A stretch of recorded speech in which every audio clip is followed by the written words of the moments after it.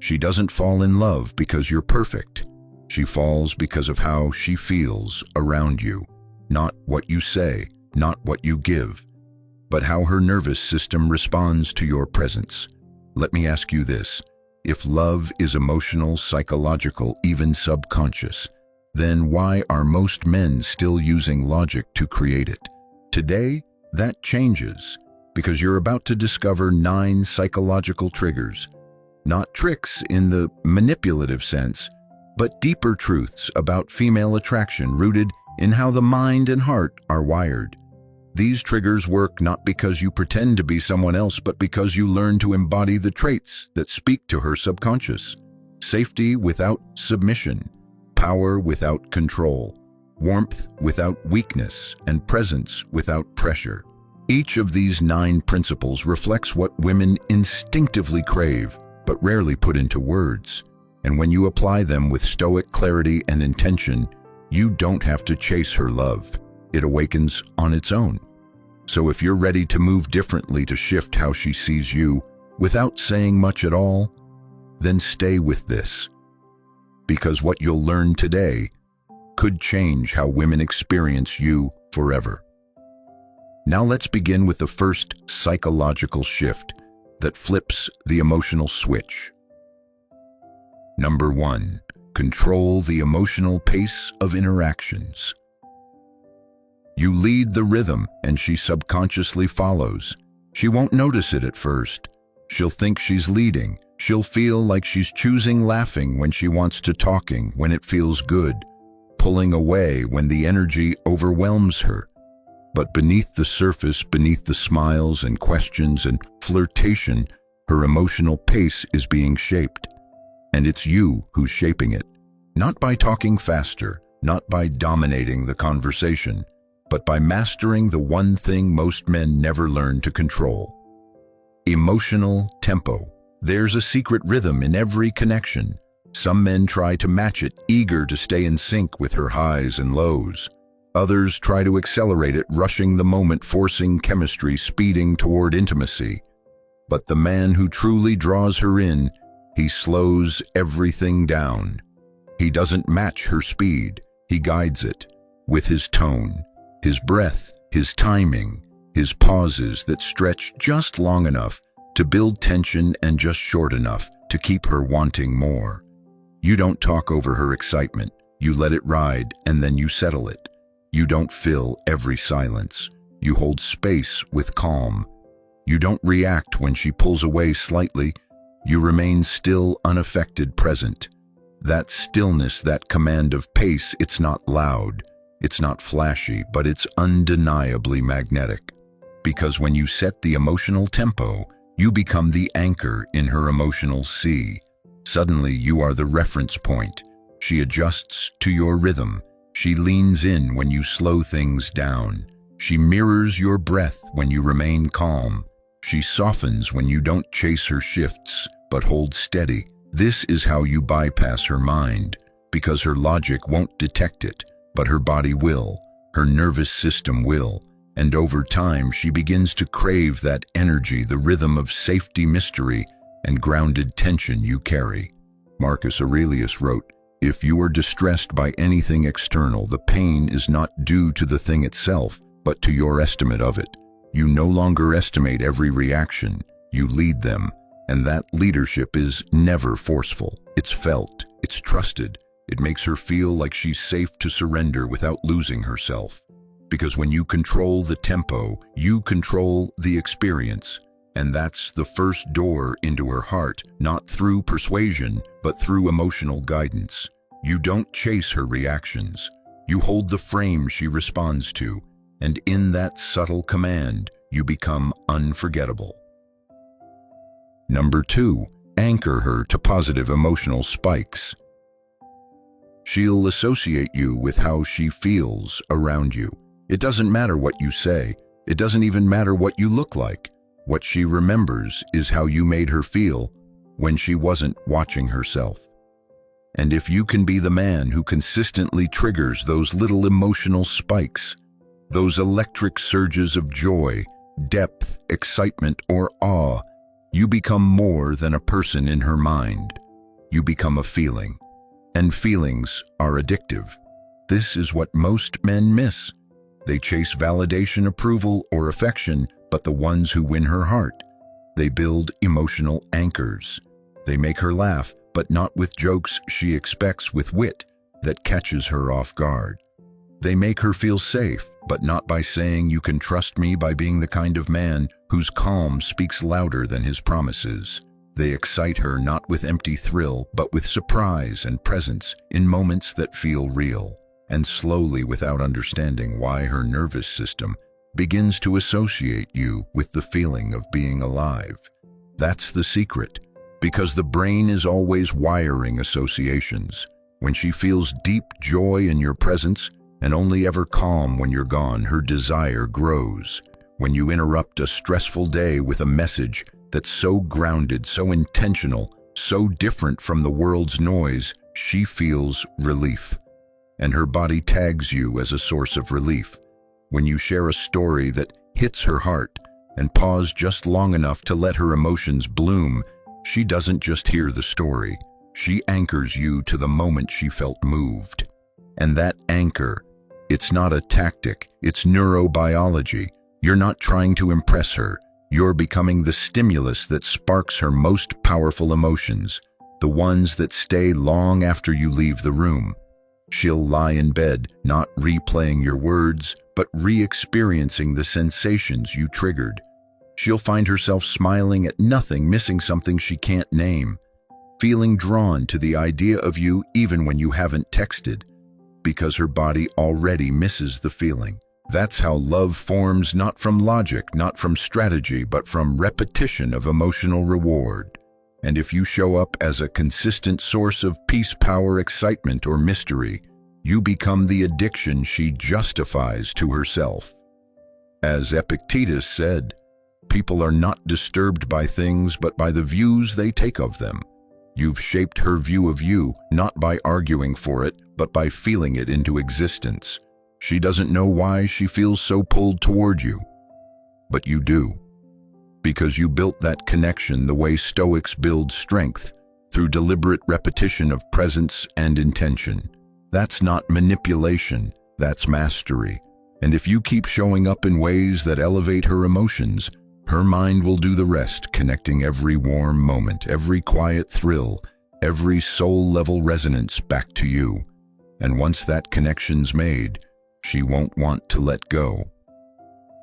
Number 3. Mirror her subtly, then break the pattern. You gain connection and then trigger desire through unpredictability. The mind trusts what feels familiar. It relaxes into what looks like it belongs. That's why in the first few moments of any interaction, she's subconsciously asking, is he safe? Is he like me? Does he belong in my world? This is where subtle mirroring becomes a powerful psychological tool, not to manipulate, but to calibrate. Your body language, your vocal rhythm, your expression's tone, even posture, you begin by gently reflecting hers, not as mimicry, but as rapport. It signals, I'm not a threat, I move like you move. You can open a little here, and the moment that opening begins, the moment you feel the first flicker of emotional resonance, you break the mirror, slightly, intentionally, not with force, but with a new pattern. You lean back when she leans forward. You slow your voice when hers speeds up. You pause when she tries to rush. You smile gently when she frowns, not to dismiss her, but to redirect her emotion. And suddenly, she feels it. The shift. The conversation is no longer predictable. Your energy is no longer perfectly aligned. And yet, it feels good, strangely compelling. This is the tension the feminine craves. The sense that I get him, but I can't fully read him.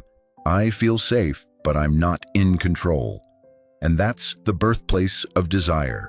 When you mirror too long, you become flat. When you break too soon, you feel disconnected. But the man who can mirror just enough to build trust and shift just enough to spark curiosity, he walks a razor's edge that very few ever master. And it's the edge that keeps her emotionally engaged. Because now she's not just reacting, she's searching, she's wondering, she's anticipating. And anticipation is the oldest form of desire. Marcus Aurelius once wrote, "The soul becomes dyed with the color of its thoughts." Your presence begins to color her thoughts not because you overwhelm her, but because you moved like a question she suddenly wants to answer. One moment she sees herself in you, the next she sees something unfamiliar, something just out of reach. And in trying to close that gap, she leans deeper, she opens more, she engages more. She wonders why she's thinking about this interaction long after it ends. You didn't have to impress her. You didn't have to flatter her. You just danced calmly, deliberately, between sameness and surprise. And in that space, she starts to feel hooked, not because she understands you, but because she can't quite. And what we can't fully grasp, we chase, we lean in, we obsess over. That's the power of contrast. Familiarity opens her, unpredictability awakens her. And when you can hold both, she doesn't just like you, she remembers you, because you made her feel seen and then made her want to see more of you. Number 4, stay mysterious enough to remain unfinished. The brain obsesses over stories without an ending. There's a strange thing about the human mind. It cannot stand open loops. When a story begins but doesn't end, when a glance means something, but you don't explain, when your energy suggests there's more beneath the surface, her mind latches on.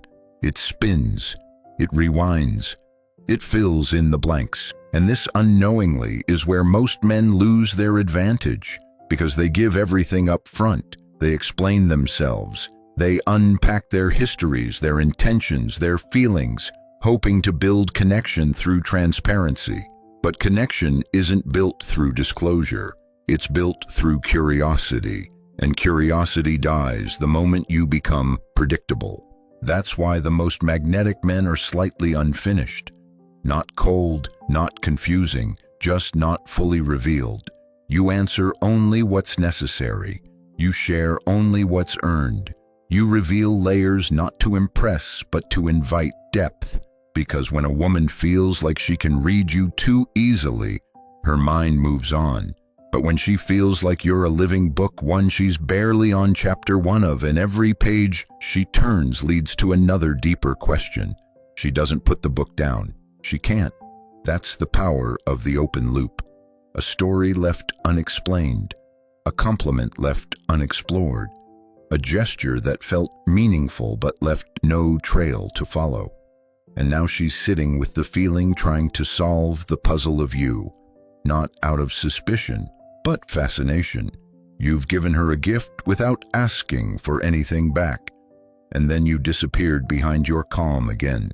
That contrast between presence and absence, between warmth and restraint, keeps the flame burning. It bypasses logic. It activates her inner storyteller. And what's more powerful than a story she wrote herself about you. As Epictetus said, "We have 2 ears and 1 mouth so that we can listen twice as much as we speak." You don't speak to be known. You speak to be felt. And in your silence, your restraint, your careful mystery, you become more than just a man. You become a symbol of depth, of poise, of something she wants to understand but can't fully hold. And the mind hates that. So it keeps spinning. And while it spins, the bond tightens.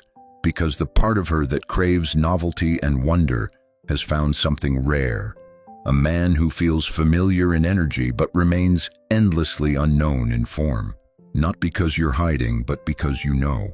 What's revealed too soon is often discarded too fast.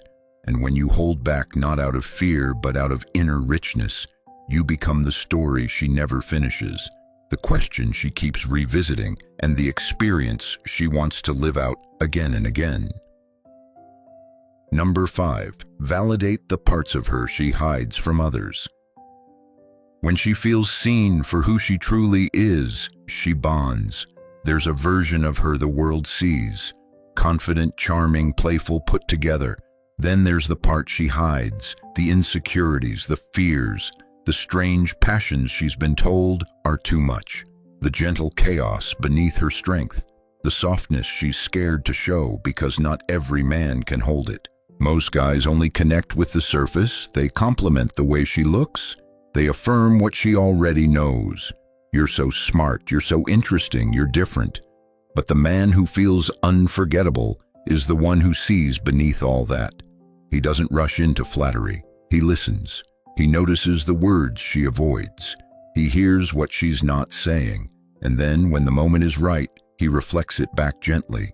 You don't have to carry that alone, do you know that? Or I can tell you've always been the one everyone leans on. Just don't forget someone should lean on you too, or even just, you don't intimidate me. Suddenly her guard breaks, because this isn't surface-level attention anymore. This is emotional recognition. And we fall in love with the people who see us, not just when we're beautiful or fun, but when we're real. You don't need to psychoanalyze her. You don't need to probe. You just need to be present enough to catch the moment where her mask slips and have the emotional strength to hold what's behind it. Because if you can see the part she hides and love her there, you become someone she can't replace. She'll go out with other guys. She might even date them, but in the quiet moments when they only see her surface, she'll think of you, the one who spoke to the woman beneath the performance. Marcus Aurelius wrote, "Look beneath the surface. Let not the several qualities of a thing, nor its worth, escape thee, and you live by that. You see what others miss. You speak to the hidden self. You validate what has long felt unacceptable, not with praise, but with acceptance. You don't tell her she's okay. You make her feel like she never needed to hide in the first place. That's how you bond her to you, not through strategy, but through soul-level permission to exist as she is. And when she feels that around you, not once, not twice, but over and over, she begins to soften, not to impress, but to belong. And the moment she feels like she belongs with you, the moment she trusts that being fully herself doesn't cost her your affection, is the moment she falls. Because this isn't just attraction anymore. This is sanctuary, and sanctuary is unforgettable. Number 6, use silence to deepen psychological tension.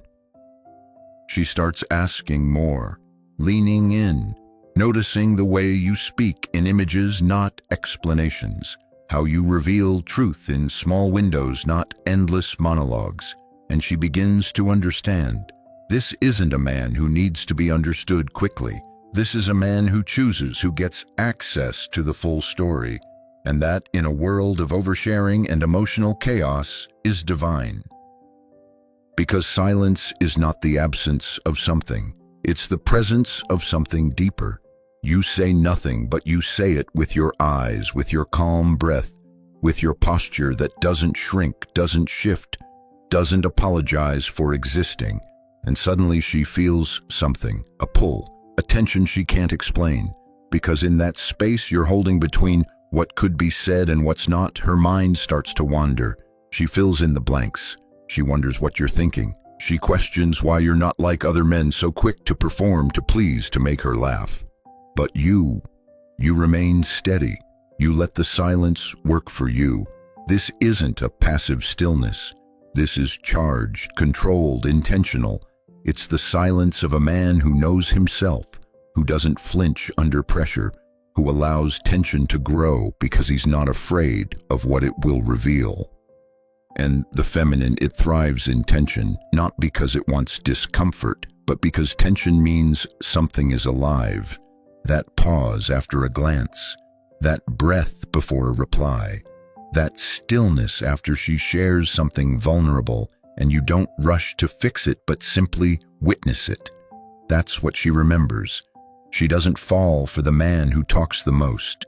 She falls for the man whose silence makes her feel the most.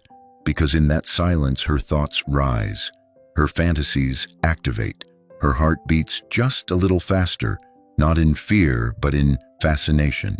You've created a container she's not used to, one where her energy is felt, not managed, one where your calm is louder than her emotions, one where space doesn't feel empty, it feels intimate. Epictetus taught, silence is safer than speech. If you wish to be wise, speak little and only when necessary. You don't perform. You don't fill every moment. You become the man whose pauses carry weight, and that weight, it's irresistible, because she feels it in her body. He's not trying to get me. He's letting me come to him. And in a world full of men who overreach, overtalk, overcompensate, you stand still, and that stillness, that tension, that quiet invitation pull becomes the moment she never forgets. Number 7. Touch her world without demanding entry. Curiosity, not pressure, creates emotional pursuit. A woman's world is sacred. Her routines, her people, her emotional rhythms. Most men, once they sense attraction, try to invade that world. They ask too much, show up too fast, assume too soon. They insert themselves before they've been invited. But you understand something deeper. The more space you give her to invite you in, the more she'll want to. Because a man who doesn't push into her life but touches it with grace feels like a blessing, not an interruption. You don't interrogate, you observe. You don't force inclusion, you inspire it. You don't need a seat at her table. You leave behind a presence so grounded she misses you when you're gone. That's the key. You leave behind the feeling of something good just brushed past my life. And the feminine, which is deeply receptive, starts to crave more of it. You might comment on the book she left on the edge of her table, not to show off your knowledge, but to connect with her inner world. You might remember a detail she only said once, a childhood dream, a nervous tick, a favorite meal, and bring it up weeks later not to impress, just to say, I see you. You don't overstay your welcome, not physically. You touch, then release. You spark, then step back. You offer presence, but don't never cling. And in that restraint, you create yearning. She begins to notice when you're not there, you're not there. She replays the little moments you left, the little moments you. She wonders what else you've seen, what else you've understood, not understood, what other part of her you might touch next. It's psychological intimacy, not physical intimacy. It's emotional presence without emotional burden, and it triggers something primal. The pursuit of being chosen by a man, someone who doesn't need to choose her, because it's not rejection, it's not. It's because you respect, not imposition. You're inviting alignment, not imposing, and you stand firm, not dancing around. You wrestle quietly with your own restraint, and in doing so create an emotional pull. She doesn't. Marcus Aurelius said, "The art of living is a wrestling match, not a dance." You don't dance around her hoping to impress you. Don't wrestle quietly with your own restraint.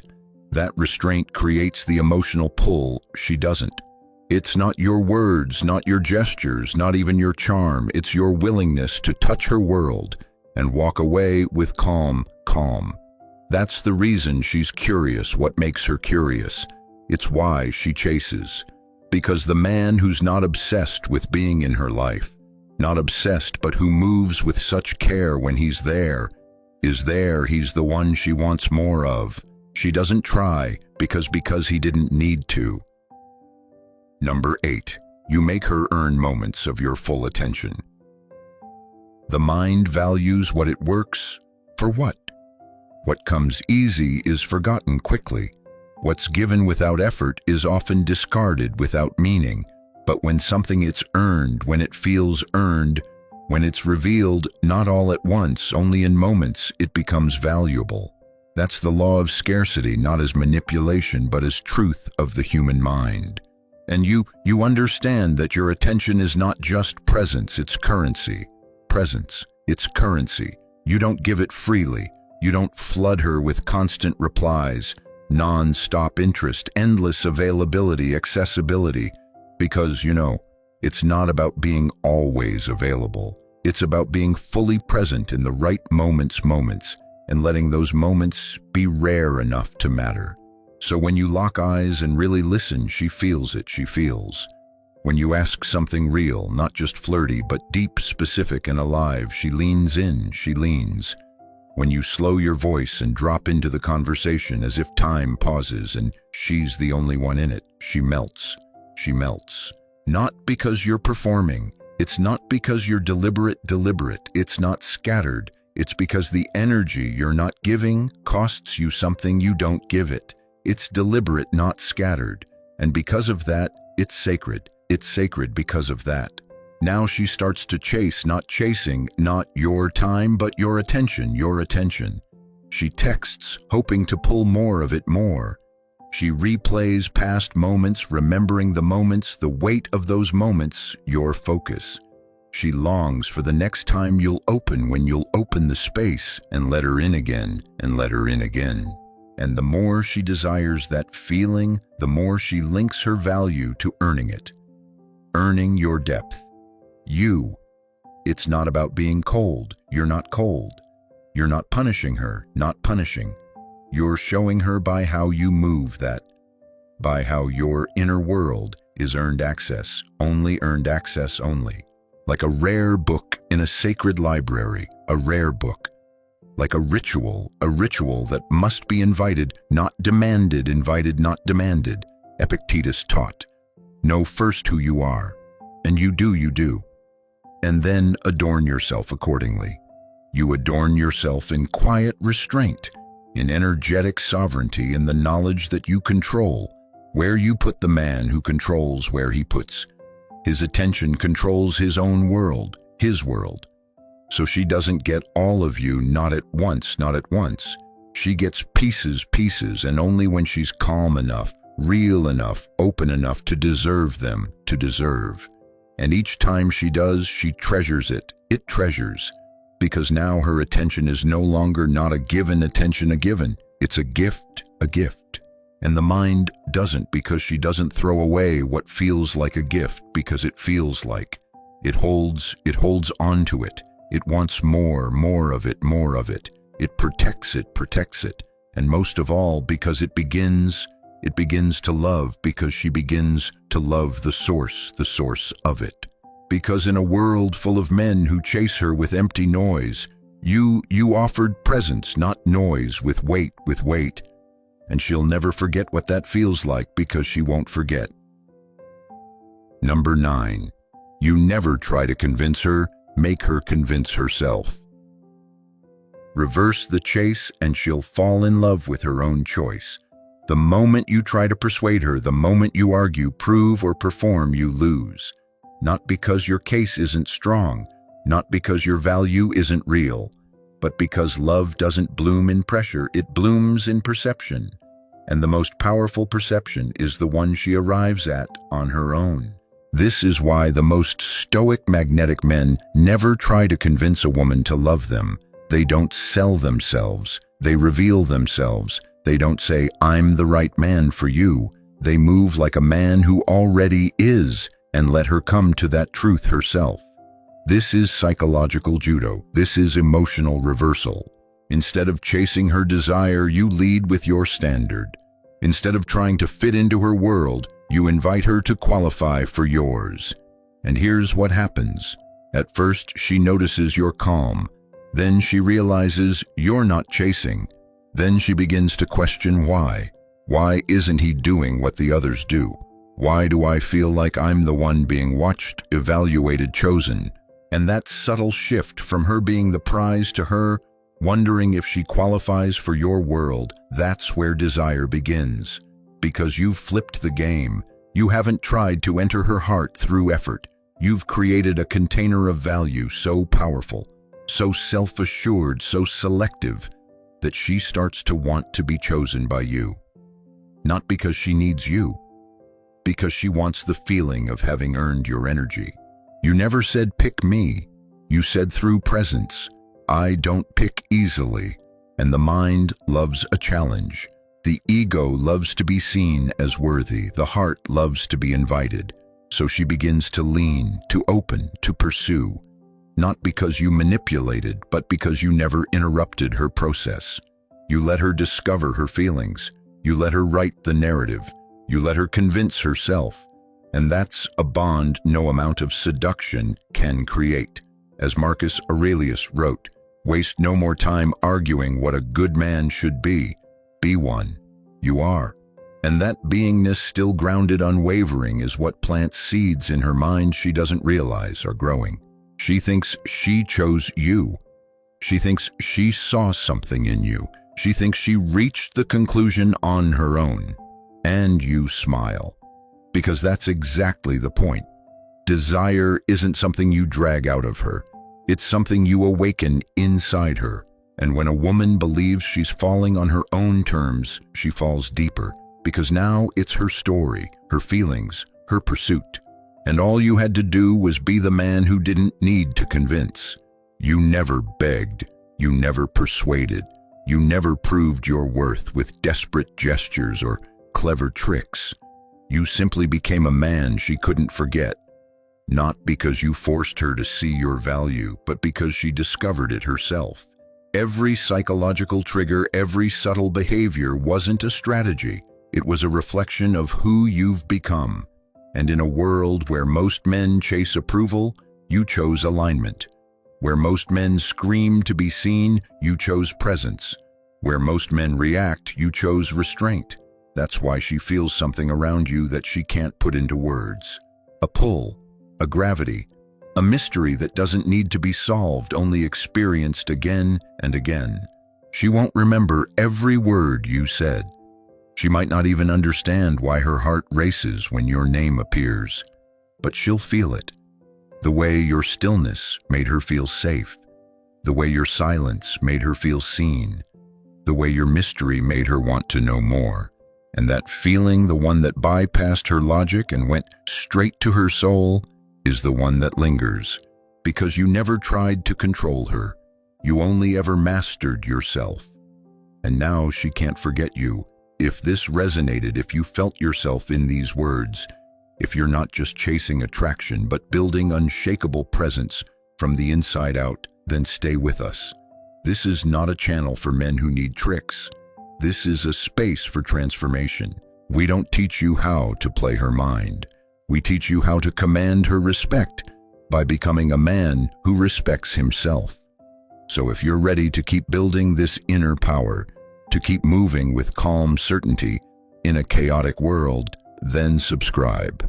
Not because you need it, but because deep down you've always known you were never meant to chase. You were made to lead.